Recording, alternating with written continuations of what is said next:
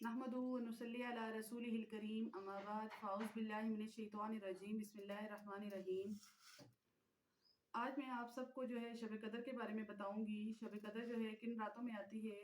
हमारे कुछ बहन भाई हैं, हमारी माएँ हैं, बहनें हैं, बेटियां हैं जिनको ये मालूम नहीं होता कि शब कदर किन रातों में आती है। उन्हें ये लगता है कि 27 रमज़ान की रात को जो है वो शब कदर होती है, और उन्हें इस बात का नहीं मालूम होता कि किन किन दिनों में हम जो है शब कदर आती है। तो 20 रमज़ान गुजरने के बाद शब कदर की रातें शुरू हो जाती हैं। तो इनमें जो है ताक रातें, जितनी भी ताक रातें हैं हमारी, वो जो है शब कदर में शामिल होती हैं।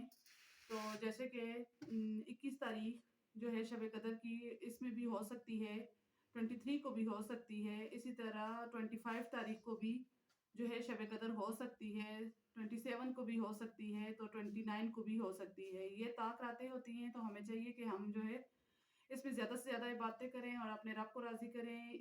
ये शब कदर जो है, हमारे नबी पाक सल्लल्लाहु अलैहि वसल्लम ने फरमाया है कि इन जो है रातों में जो है घूम रही होती है।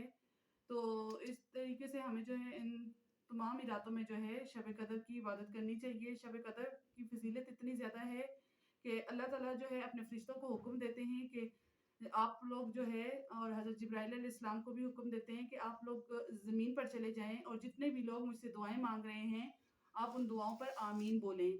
तो जितने भी लोग दुआएँ माँगते हैं या अपनी मग़फ़िरत के लिए दुआ माँगते हैं या जो भी दुआ माँगते हैं, तो उस पर फ़रिश्ते आमीन लिख रहे होते हैं।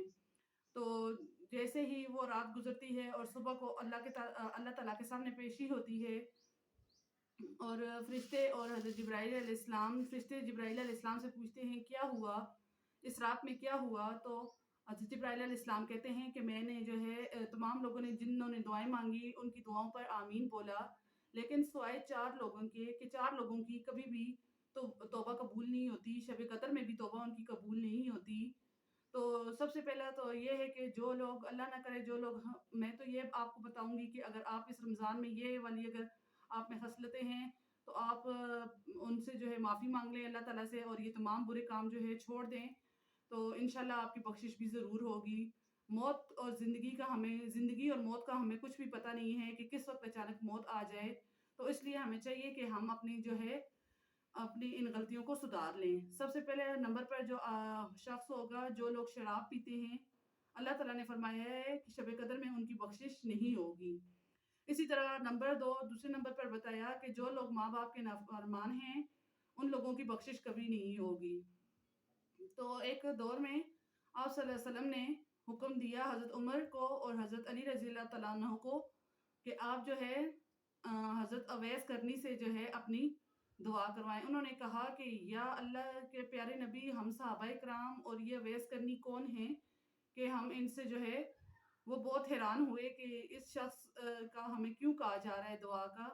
तो उन्होंने उस शख्स को ढूँढा और जैसे ही मालूमात की तो पता चला कि वो अपनी माँ का बहुत ज़्यादा फर्माबरदार था, और अल्लाह ताला भी उसकी अपनी माँ की उसने इतनी खिदमत की, इतनी ज़्यादा खिदमत की कि अल्लाह ताला भी उससे बहुत ज़्यादा खुश हुए।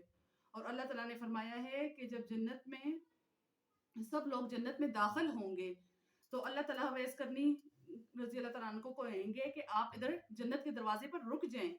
हज़रत अवैस करनी जो है परेशान होंगे कि ये क्या माजरा है मेरे साथ, कि मुझे जन्नत के दरवाज़े पर क्यों रोक दिया गया है। तो वो फिर वहाँ पे खड़े हो जाएँगे। फिर अल्लाह ताला हुक्म देंगे, ए अवैस, आप अपने पीछे देखिए। वो जब पीछे देखेंगे तो जहाँ कुछ काफ़ी ज़्यादा तादाद में लोग जो है मैदान भरा हुआ होगा, जहन्नम में जाने वाले लोग होंगे। तो अल्लाह ताला का हुक्म होगा, ए अवैस, आप अपनी उँगली के इशारे से इन सब पर उँगली का इशारा कर दीजिए। जहाँ-जहाँ तक आपकी उँगली जाएगी, वहाँ-वहाँ तक हम तमाम लोगों को आपके वसीले से लोगों को जन्नत में दाखिल कर देंगे। सुभान अल्लाह! देखें हम माँ-बाप की खिदमत का कितना ज़्यादा अजर अल्लाह ताला ने जो है लिखा हुआ है। तो इस तरह जो अपने माँ-बाप के नाफरमान हैं, प्लीज़ आप मेहरबानी फरमाकर जो है आप उनसे जो है अपनी जो है, अगर गलतियाँ उनसे भी हो जाती हैं, लेकिन वो आपके माँ-बाप हैं, आपको चाहिए कि आप उनसे माफ़ियाँ माँग लें।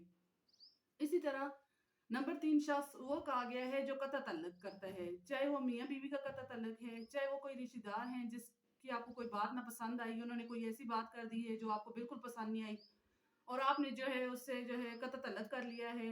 تو آپ ان سب چیزوں کو اللہ تعالیٰ کی رضا کے لیے معاف کر دیا کریں، کیونکہ معاف کرنا بھی ایک بہت بڑا عمل ہے۔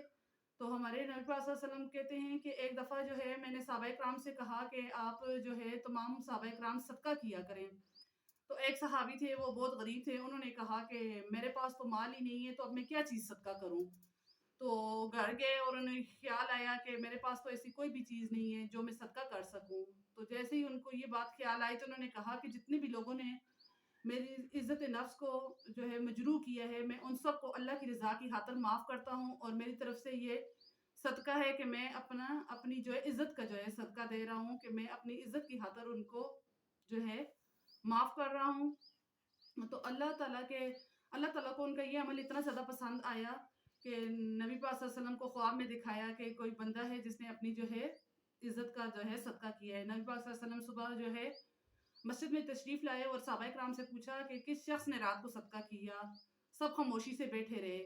پھر نبی پاک صلی اللہ علیہ وسلم نے واضح کیا کہ کس شخص نے جو ہے اپنی عزت کا جو ہے صدقہ کیا۔